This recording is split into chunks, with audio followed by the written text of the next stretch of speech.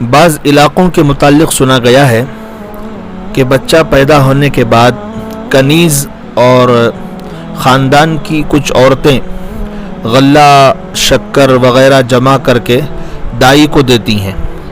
یعنی دایا جو زچگی کرواتی ہے، ڈیلیوری کرواتی ہے.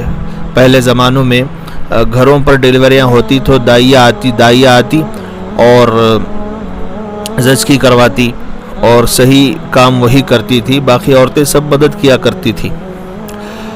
تو یہ ایک رسم سنی گئی کہ بچہ پیدا ہونے کے بعد کنیز اور خاندان کی کچھ عورتیں غلہ اور شکر وغیرہ جمع کر کے دائی کو دیتی ہیں، اور ان کی نیت یہ ہوتی ہے کہ جب بچہ ہمارے یہاں ہوگا تو یہ بھی ہمارے یہاں غلہ اور شکر وغیرہ لے کر آئے گی اور ہماری دائی کو دے گی. اب مزید افسوس اس بات پر ہے کہ دائی کو بھی جو کچھ دیا جاتا ہے وہ تھالی میں رکھ کر دے دیا جاتا ہے، ٹھیکرے میں رکھ کر دے دیا جاتا ہے.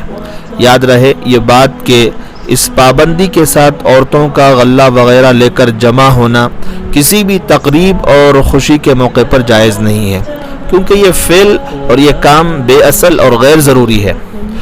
مزید یہ نیت کرنا کہ یہ بھی ہمارے یہاں لائے گی گناہ کی بات ہے، اور دائی کو دینے کا طریقہ بھی بہت برا ہے.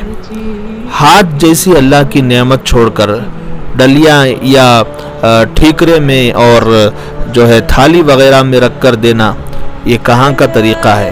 افسوس کہاں گم ہو گئی مسلمان عورتوں کی عقل. اور یہ بھی سنا گیا ہے کہ زچہ کے کپڑے، بچھونا، جوتیاں وغیرہ سب دائی کا حق سمجھا جاتا ہے اور اس کو دے دیا جاتا ہے. یہ بھی رسم ہے، کیونکہ بعض وقت اس پابندی کی وجہ سے بہت تکلیف اٹھانی پڑتی ہے، بالخصوص غریبوں کو. اس لیے اس رسم کو بھی فوراً ختم کر دینا چاہیے.